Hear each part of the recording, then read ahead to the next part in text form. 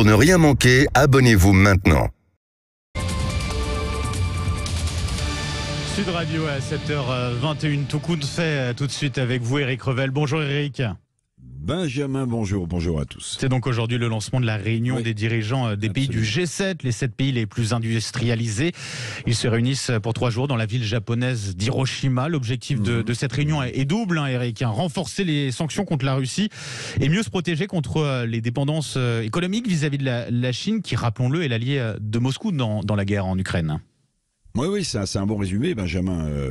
Se prémunir des dépendances économiques à la Chine. Alors l'Élysée a insisté pour dire qu'il ne s'agit pas d'un G7 anti-chinois, mais plutôt de tirer évidemment les leçons de la crise Covid, de nos dépendances économiques. Bon, il y en a eu plein, aux masques, aux vaccins, etc. Dépendance vis-à-vis de ce qu'on appelle l'usine du monde, comme on appelle souvent la Chine. Alors Emmanuel Macron, après sa visite d'État en Chine au début avril, je ne sais pas si vous en souvenez, avait marqué, disons, sa différence qui avait interpellé, choqué, en estimant qu'il ne fallait pas s'inscrire dans un suivisme américain à l'égard de la Chine.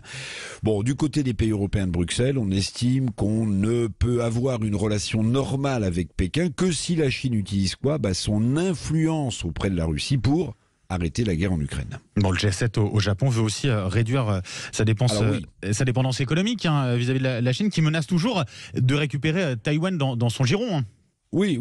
Alors sur le plan économique, je comprends votre question. Les Européens, Bruxelles, on veut revoir les chaînes d'approvisionnement en produits chinois. On est tellement dépendants, d'autant que ce pays, la Chine, est sur le point d'entraver le commerce mondial. Mais évidemment, les Européens marchent aussi sur des œufs, il faut le dire, car nos économies respectives, ont besoin du plus grand marché mondial que représente la Chine. Donc, le G7 d'Hiroshima sur le plan économique va devoir user de diplomatie, mais surtout de diplomatie économique à l'égard de Pékin. Le développement économique de la Chine en dehors de ses frontières, qui est pour le coup, mais vous le sous-entendiez, Éric, tentaculaire.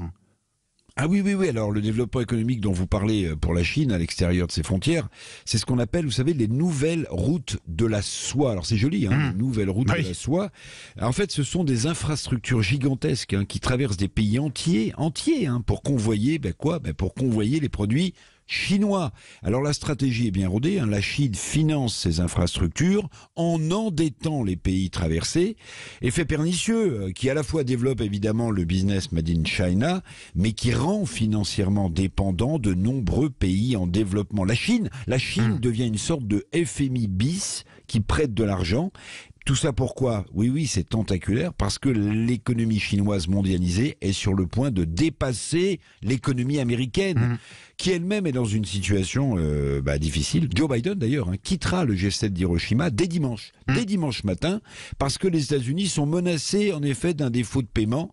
Au Congrès américain, les républicains et les démocrates ne s'entendent pas, même si un accord est proche. Ils ne veulent pas relever le plafond gigantesque de la dette américaine, dont Benjamin, la Chine, justement, détient 1000 milliards de dollars. Résumé, ralentissement économique, sanctions contre la Russie, dette colossale des États, le G7 qui commence aujourd'hui au Japon a du pain sur la planche. Oui, tout compte fait et tout se comprend. Grâce à vous, finalement. Merci beaucoup, Éric Revel, et très bon week-end à vous.